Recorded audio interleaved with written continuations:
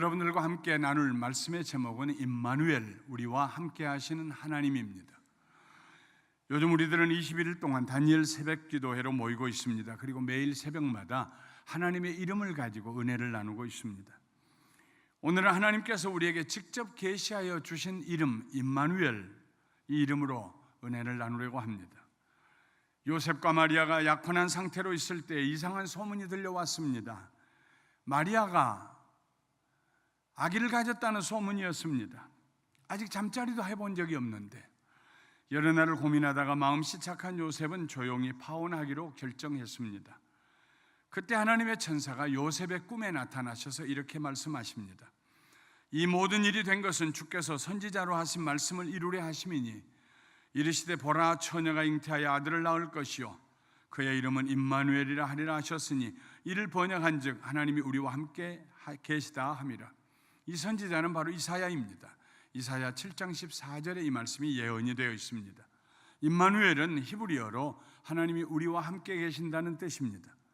마태복음은 1장에서 임마누엘, 하나님이 우리와 함께 계신다로 시작해서 28장 끝에 가면은 역시 함께 하신다는 약속의 말씀으로 끝납니다. 임마누엘로 시작하고 임마누엘로 끝납니다. 볼지어다 내가 세상 끝날까지 너희와 항상 함께 있으리라. 예수님이 하신 마지막 말씀이 마태복음의 마지막 구절이 됩니다. 너희와 항상 함께 있으리라. 마태복음뿐만 아닙니다. 자세히 살펴보면 성경 전체가 임마누엘로 시작해서 임마누엘로 마칩니다. 하나님께서 태초에 사람들과 함께 하시기 위하여 아담과 하와를 지으셨습니다. 하나님께서는 아담과 하와를 통하여 온 땅에 생육하고 번성하게 될 사람들, 그 사람들을 통해서 영광 받으시기를 원하시고 그 목적으로 사람을 지으셨습니다. 그런데 아담과 하와가 범죄하고 난 이후로 하나님께서는 사람들과 함께 하실 수가 없었습니다. 하나님은 거룩하시고 의로우시기 때문에 범죄한 사람들과 함께 하시면 그들을 심판하셔야 했습니다. 그래서 여호와 하나님은 창세기 6장 3절에 보면 나의 영이 영원히 사람과 함께 하지 아니하리니 이는 그들이 육신이 됨이라 하시면서 사람을 떠나셨습니다. 범죄한 사람과 함께 하실 수가 없어서 떠나셨습니다. 물론 영원히 떠나신 것은 아닙니다. 인간의 죄와 악에도 불구하고 하나님께서는 사람들을 찾아오셨습니다. 이스라엘 백성들을 특별히 찾아오셨습니다. 아브라함에게 약속하시고 그들의 후손을 찾아오셨습니다. 그들과 함께 하시기 위해서 회막 위에 구름으로 임재하기도 하셨습니다. 구약 성경은 하나님을 만난 사람들, 하나님과 함께한 사람들의 경험담입니다. 하나님께서 사람들을 찾아오실 때는 언제나 두 가지 중에 한 가지의 사건이 일어납니다. 하나는 심판이고 다른 하나는 구원입니다.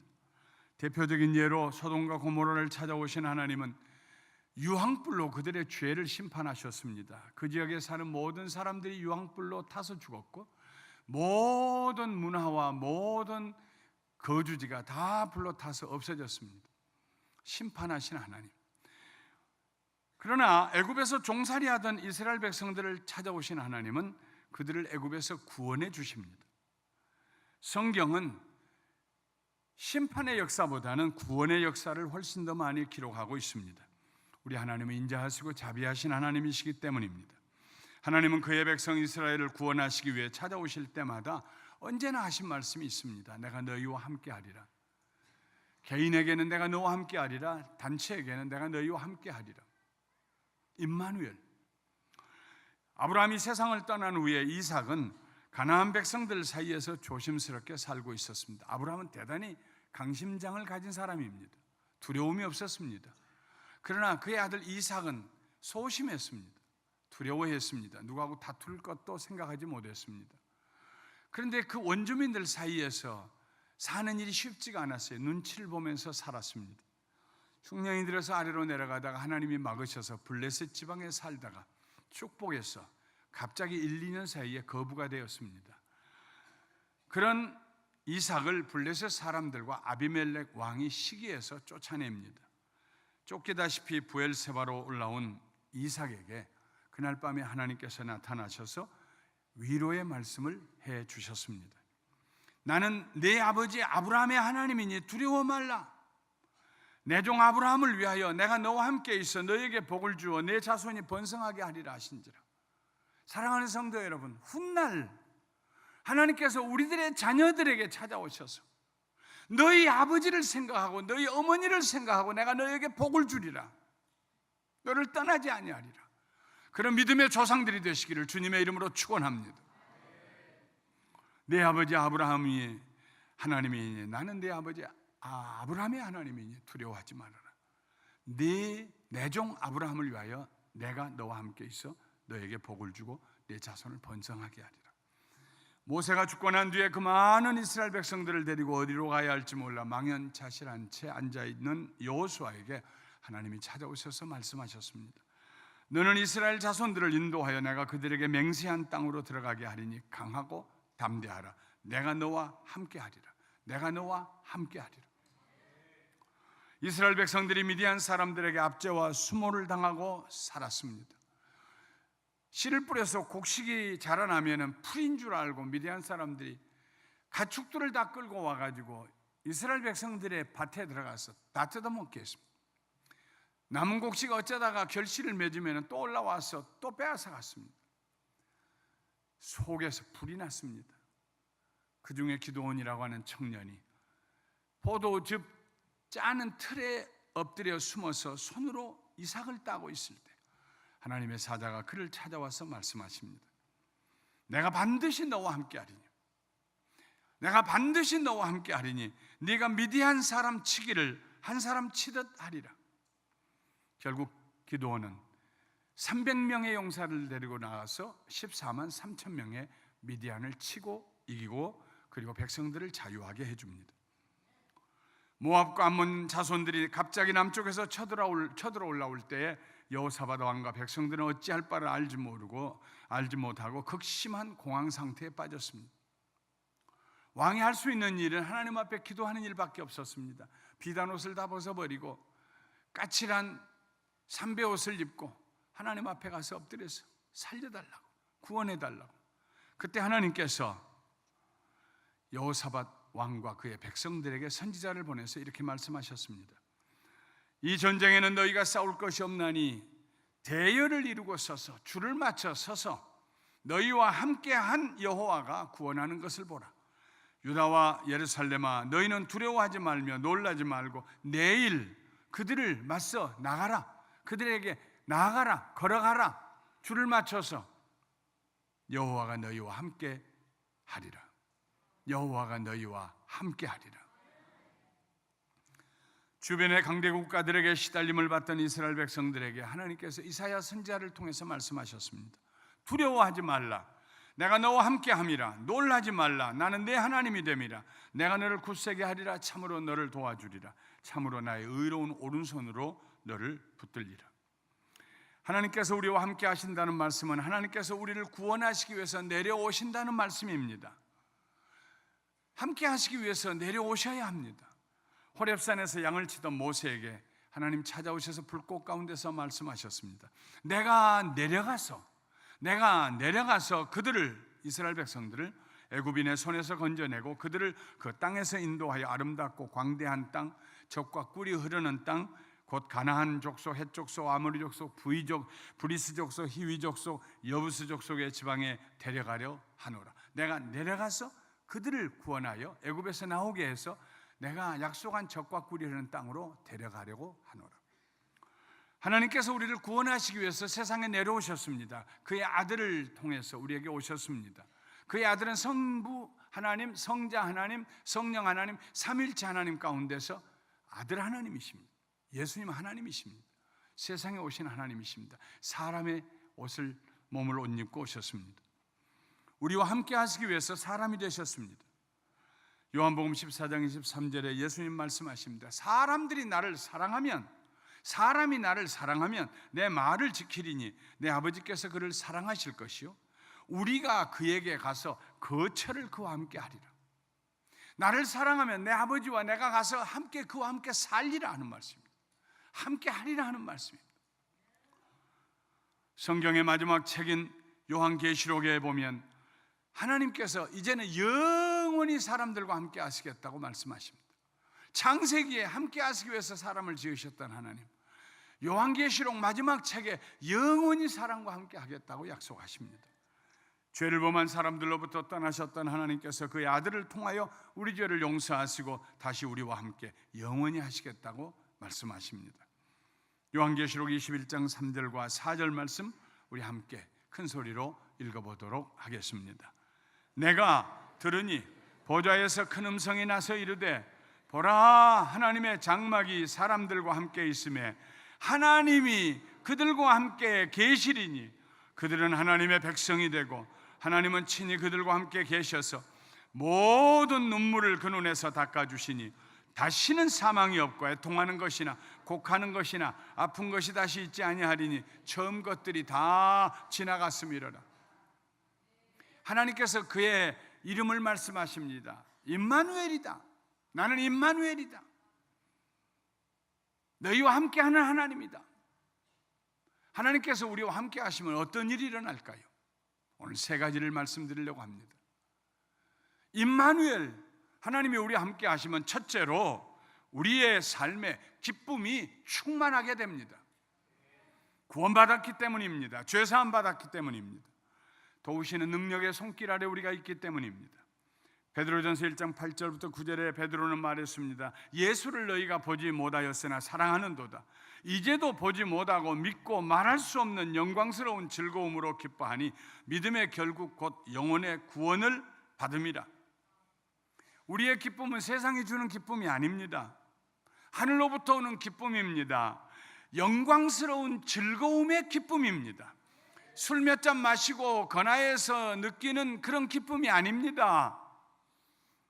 지갑에 현찰이 좀 두둑이 있어서 느끼는 기쁨이 아닙니다. 새 옷 입어서 느끼는 기쁨이 아닙니다. 우리가 얻는 기쁨은 하늘로부터 내려오는 기쁨, 영광의 즐거운 기쁨. 그 기쁨은 영광스러운 기쁨이요, 누추한 기쁨이 아닙니다. 즐거움을 주는 기쁨입니다. 구원받은 감격에서 오는 기쁨입니다. 죄와 사망의 사슬로부터 풀려난 기쁨입니다. 새 사냥꾼의 올무에서 벗어난 기쁨입니다. 며칠 전에 우연히 기상에 대한 것을 좀 보려고 텔레비전을 켰다가 동영상이 하나 나와요. 참새와 같은 조그만 새가 이른 새벽에 물을 마시려고 와서 물통에다 물을 마시는데 발에 물이 닿았던가 봐요. 근데 영하 수십 도 되는 추운 아침입니다. 위에 있는 동으로 만든 파이프 위에 물을 마시고 기분이 좋아서 앉았는데 그 발이 물에 묻어가지고 얼어붙었어요. 그 파이프에 발이 얼어붙어가지고 떼지지가 않는 거예요. 아무리 날개를 쳐도 안 떼지는 거예요.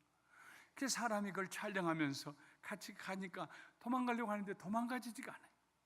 그래서 사람이 조심스럽게 그 새를 손으로 잡고 그리고 그 동파이프를 따뜻하게 해가지고 거기에 있던 얼음이 점점 녹아지면서 그 새의 발이 떨어졌어요. 그리고 놓아주니까 후루라고 날아가요. 얽매였던 우리들, 죄와 악에 얽매였던 우리들, 염려와 근심에 얽매였던 우리들, 새사냥꾼의 올무에 얽매였던 우리들, 하나님께서 자유하게 해주셨기 때문에 누리는 기쁨, 창공을 향하여 날아가는 영광스러운 기쁨. 임마누엘 하나님이 우리와 함께 하시면 이런 기쁨을 가지고 살게 되는 줄 믿습니다. 길과 진리와 생명을 발견하는 기쁨, 예수님 통해서 아버지 하나님께 나가는 기쁨. 이런 기쁨은 비록 우리가 예수님을 보지 못하고 있음에도 불구하고 믿음으로 예수님을 통하여 누리는 기쁨입니다. 바울은 기쁨이라는 단어를 사용할 때마다 항상 예수 안에서라는 말을 덧붙였습니다. 우리의 기쁨은 우리의 내면에서 솟아나는 기쁨이 아닙니다. 만일 우리의 기쁨이 우리 속에 생성되는 기쁨이라고 그러면 어느 순간인가는 그 기쁨이 고갈될 때가 있을 것입니다. 그러나 우리의 기쁨은 밖에서 들어오는 기쁨입니다. 위에서 쏟아져 내려오는 기쁨입니다. 예수 그리스도를 통하여 부어주시는 기쁨입니다. 하나님의 선물로 주시는 기쁨입니다. 그러므로 담이 없는 기쁨이요 영광스러운 기쁨인 줄 믿습니다. 소망의 하나님이 모든 기쁨과 믿음을, 평강을, 모든 기쁨과 평강을 믿음 안에서 너희에게 충만하게 하사 성령의 능력으로 소망이 넘치게 하시기를 원하노라. 로마서 15장 3절입니다. 넘치는 기쁨. 믿는 자에게 하나님이 주시는 넘치는 기쁨, 넘치는 기쁨. 바울은 하나님의 나라에서 발견할 수 있는 세 가지 특별한 요소들로 성령 안에 있는 의와 평강과 희락을 들었습니다. 희락은 기쁨입니다. 기쁨은 또한 성령님께서 우리를 통하여 맺으시는 열매이기도 합니다. 이 기쁨은 평상시보다도 환난과 시련을 당할 때 더 큰 진가를 발휘합니다. 바울은 데살로니가 교회 성도들이 많은 환난 가운데서 성령의 기쁨으로 말씀을 받았다고 칭찬했습니다. 하나님이 주시는 기쁨은 환경에 구애받지 않습니다. 없어도, 부족해도, 힘들어도, 땀 흘려도, 눈물을 흘리면서도 하나님이 부어주시는 기쁨을 막을 자가 없어요. 여러분, 이런 기쁨으로 충만한 새해를 살아가시기를 주님의 이름으로 축원합니다. 이런 기쁨은 찬송으로 표현이 됩니다. 구주를 생각만 해도 이렇게 좋거든 주 얼굴 배울 때야 얼마나 좋으랴. 예수의 사랑 바닷물결같이 내게 임하니 영광의 물결이 온전히 쌓여서 내 영혼의 기쁨 한량 없도다. 내 영혼의 기쁨 한량 없도다. 구원의 기쁨은 오늘 여기에서 우리가 누릴 수 있는 현실적인 기쁨입니다. 우리들의 모든 죄가 받았기에 용서받았기 때문입니다. 사랑하는 성도들, 오늘 예배드리고 나갈 때 여러분의 마음이 기쁨으로 충만하시기를 주님의 이름으로 축원합니다. 이 기쁨은 간증으로 나타나야 합니다. 내 안에 계신 예수님, 그분 때문에 축복받은 나의 삶, 그가 약속하신 말씀이 이루어진 증거들, 이런 것들이 다른 사람들에게 들려줄 수 있는 간증이 됩니다. 기쁨의 간증이 됩니다. 우리들의 간증을 들은 사람들이 와서 우리처럼 기쁨을 얻기 위해서 언젠가 여러분 곁에 나도 그렇게 좀 살고 싶어요, 어떻게 하면 좋아요? 물었던 그분들이 금년 어느 달 어느 주일인가 여러분 곁에 같이 예배드리는 날이 오게 되시기를 주님의 이름으로 축원합니다. 기쁨은 섬김으로 나타납니다. 기쁨이 너무 커서 섬기는 일이 수고롭지 않아요. 마음에 기쁨이 없는 사람은 내 짐이 한 짐인데 누구를 돕고 누구를 섬깁니까? 그러나 기쁨이 있는 사람은 내 것을 주면서도 기쁩니다. 믿음이 연약한 자를 계속 붙들어주면서도 짜증스럽지가 않습니다. 이 기쁨이 우리로 하여금 주의 백성들을 섬기면서도 스트레스를 받지 않게 합니다. 삶이 기뻐요. 삶의 기쁨이 충만해요. 삶의 기쁨이 흘러넘쳐요. 임마누엘, 하나님이 우리와 함께 하신다고 우리가 하나님의 이름을 믿음으로 받아들일 때 둘째로 우리에게 소망이 넘칩니다. 바울은 이사야의 글을 인용하면서 예수님만이 온 세상의 소망이라고 선언했습니다. 온 세상 모든 나라의 소망이 되신 예수님 때문에 우리는 소망 가운데 살게 됩니다. 로마서 15장 12절 13절에 또 이사야가 가로되 이 새에 뿌리고 열방을 다스리기 위하여 일어나시는 이가 있으리니 열방이 그에게 소망을 두리라 했느니라. 열방이 그에게 소망을 두리라. 모든 나라가, 사랑하는 성도 여러분, 미국도 예수님에게 소망을 두고 대한민국도 예수님에게 소망을 두고 저 북한 땅도 예수님에게 소망을 두는 날이 올 줄 믿습니다. 예수님만이 소망이십니다. 예수님이 우리 안에 거하시면 소망이 넘치게 됩니다. 바울은 디모데전서 1장 1절에서 우리의 소망이신 그리스도 예수라고 했습니다. 우리의 소망이신 그리스도 예수. 어떤 역경에서도 예수님은 우리의 소망이 되십니다. 보통 소망이 아니라 영광스러운 소망이 되십니다. 이런 사람은 담대하게 찬송합니다. 이 몸의 소망 무행가 우리 주 예수뿐일세. 우리 주 예수밖에는 믿으리 아주 없도다. 주 나의 반석이시니 그 위에 내가 서리라. 그 위에 내가 서리라. 오늘 집에 돌아가시거니 이 찬송을 찾아서 7번만 계속 불러봐요. 가슴에 소망이 넘칠 것입니다. 절망은 우리를 밑으로 끌어내립니다. 그러나 소망은 우리를 위로 밀어 올립니다. 소망의 사람은 절대로 가라앉지 않습니다. 정서적으로 가라앉지 않습니다. 목소리도 가라앉지 않습니다. 소망의 사람은 가슴도 올라가고 생각도 올라가고 목소리도 아름답게 되고 얼굴도 표정이 밝아지고 새해를 소망이 넘치는 이런 새해를 사시기를 주님의 이름으로 축원합니다. 자연 세계에서는 모든 것이 생성되었다가 사라집니다. 인생도 마찬가지입니다. 어느 정점에 이를 때까지는 성장하고 발전합니다. 성취합니다. 40대 후반, 50대 초반까지는 올라갑니다. 올라가는 것밖에 없어요. 50대 중반이 지나가고 나면 내려가기 시작합니다. 뭔가를 잃어버리고 살아가고 있다는 불안감에 사로잡힙니다. 몸이 옛날 같지 않습니다. 마침내 깊은 상실감 속에 사로잡힙니다. 다른 사람이 나한테 옛날 같지 않은 것 같아 섭섭함이 들어옵니다. 그러나 예수의 사람들은 그렇지 않습니다. 예수의 사람들은 하나님 나라 갈 때까지 가슴 펴고 살게 될 줄 믿습니다. 왜냐하면 소망이 우리 속에 들어오기 때문에 안 펴질 수가 없어요. 얼마 전에 너무 어깨가 아프고 제 아내는 저한테 여보 고개 들어요. 그것도 집안의 내력이 그러는지 옛날에 제 고모님이 늘 이러고 다니셨는데 나이 드셔서 제가 그러는데요. 그래서 들어보려고 해요. 가면서 고개 들어요. 그러면 근데 어깨가 아프고 이게 펴지지가 않아요. 하나님 좀 폈으면 좋겠는데요.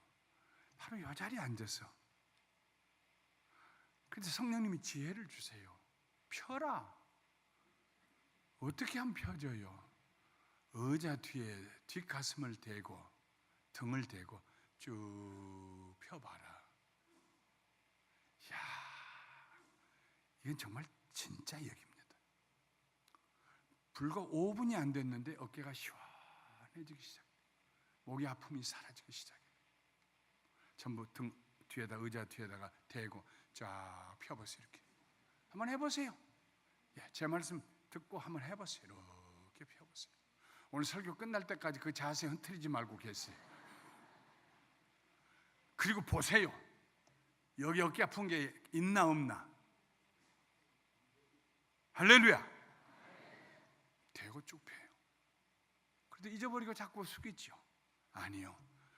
예수 그리스도 임마누엘 나와 함께 하신 하나님이 나와 함께 하시면은 가슴에 소망이 가득 차서 저절로 펼 줄 믿습니다.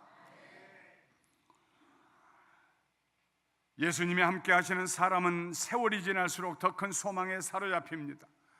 부활의 소망, 천국에 대한 소망에 사로잡힙니다. 바울은 고린도후서 4장 14절 16절에 이렇게 말했습니다. 주 예수를 다시 살리신 이가 예수와 함께 우리도 다시 살리사 너희와 함께 그 앞에 서게 하실 줄을 아노라. 그러므로 우리가 낙심하지 아니하노니 우리의 겉사람은 낡아지나 우리의 속사람은 날로 새로워지는도다. 임마누엘 하나님이 우리와 함께 계신다는 믿음과 확신을 가지고 살 때 세 번째 우리에게 오는 축복은 예수님을 닮아가는 사람이 되는 것입니다. 예수님을 닮아갑니다. 예수님이 우리 안에 계시고 내 안에 계신 예수님이 내 삶의 주인이 되시면 우리는 날마다 우리 자신을 정리합니다. 정돈합니다. 불의한 것을 버리고 의로운 길로 걸어가게 됩니다. 모든 생각과 말과 행동에서 예수님의 영이신 성령님께서 우리에게 관여하십니다. 개입하십니다. 말씀하십니다. 안 돼. 그건 버리고 그럼 그렇게 살아야지. 그리스도의 사랑이 우리를 강권하시는도다. 우리가 생각하건대 한 사람이 모든 사람을 대신하여 죽었은즉 모든 사람이 죽은 것이라. 그런즉 누구든지 그리스도 안에 있으면 새로운 피조물이라. 이전 것은 지나갔으니 보라 다 같이 새 것이 되었도다. 크게 따라서 하세요. 보라 새 것이 되었도다. 어떻게 새 것이 됩니까? 예수 안에서 새 것이 되는 것입니다. 성령님께서 우리로 하여금 예수님과 함께 죽고 예수님과 함께 다시 살게 합니다. 예수님과 동행하는 삶이 기쁘고 즐거워요. 찬송하고 춤을 추면서 뛰고 걸어갈 수 있어요. 그러나 항상 그렇게 되는 것만은 아닙니다. 예수님이 내 안에 계시고 우리를 다스리시면 때때로 불편한 점이 생겨납니다. 한두 가지가 아닙니다. 마음대로 미워할 수가 없어요. 여기까지 올라왔다가도 욕을 할 수가 없어요. 저주할 수가 없어요. 성령님께서 고개를 좌우로 흔드십니다. 마음대로 욕심을 부리며 살 수가 없어요. 마음대로 거짓말을 할 수가 없어요. 다른 사람 앞에 도덕적으로 비난받을 만한 일을 할 수가 없어요. 비난받는 사람을 헐뜯을 수도 없어요. 우리를 가만 놔두시지 않으세요. 예수님이 우리와 함께 하시면.